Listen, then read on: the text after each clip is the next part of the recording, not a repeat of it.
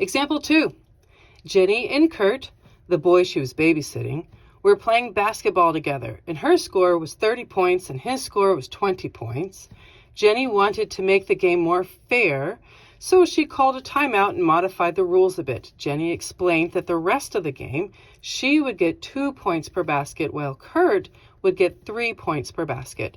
Then they played a little bit longer, and after a timeout, they both made the same number of baskets and ended up with a tied score. So, how many points did each person get at the end of the game?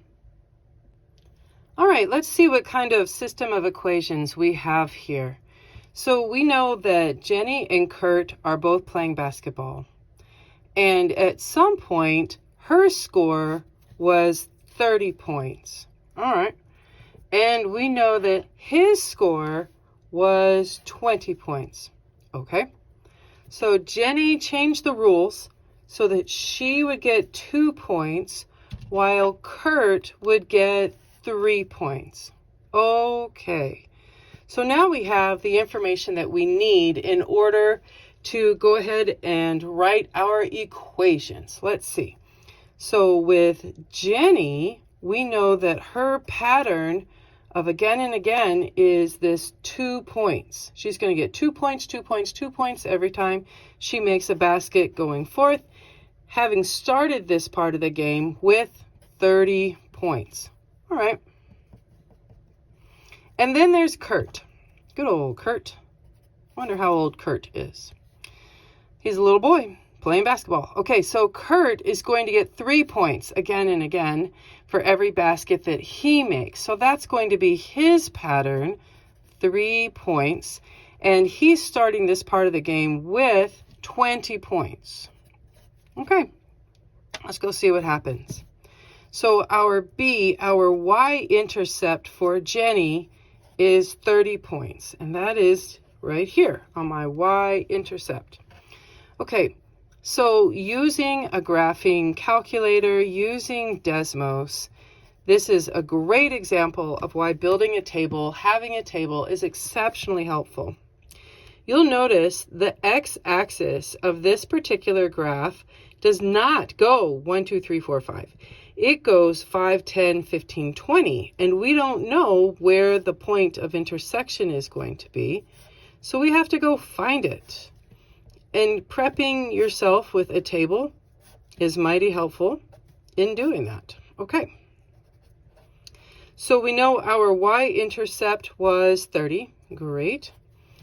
And after, after 5 more baskets, she had 40 points.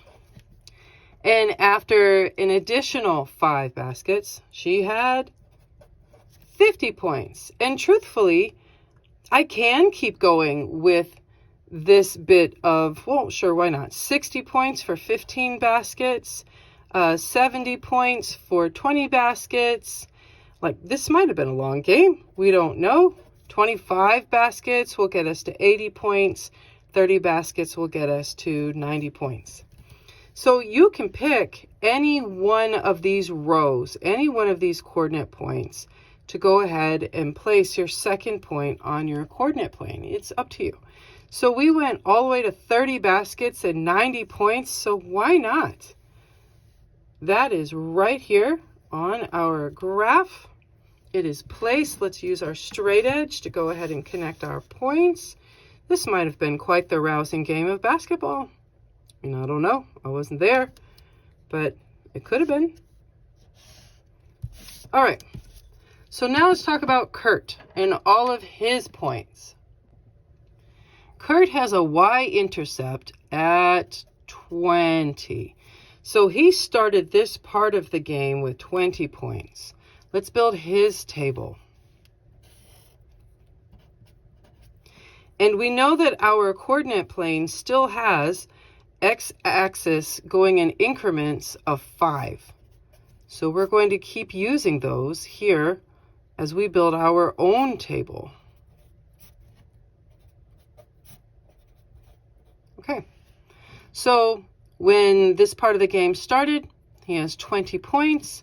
And then after 5 baskets, With 3 points each, he now has 35 points. Well, that's not on my y-axis. After 10 baskets, we discover he has 50 points. Hey, that is on my y-axis. Here's 50 points right here. So why not go ahead and place it? I mean, we can fill out the rest of our table if you so choose. 15 baskets would put him at 65 points, but that's not on my y-axis. 20 baskets, however, is 80 points, and that is on my y-axis. And we can plot that if you want to. There's nothing wrong with that at all. That'll be right here. And then 25 baskets will put us at 95 points. And then if you have 30 baskets, then truthfully, we've run out of graph with 110 points. So let's just use our 10 baskets and 50 points with our straight edge.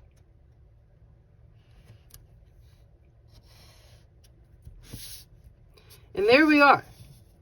So let's go ahead and answer the question. What did they ask us? They said, how many points did each person have at the end? So the number of points comes from our y-axis. Here is my point of intersection. We found it.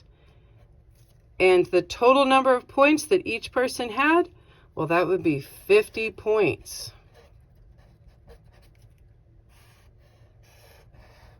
And there you go.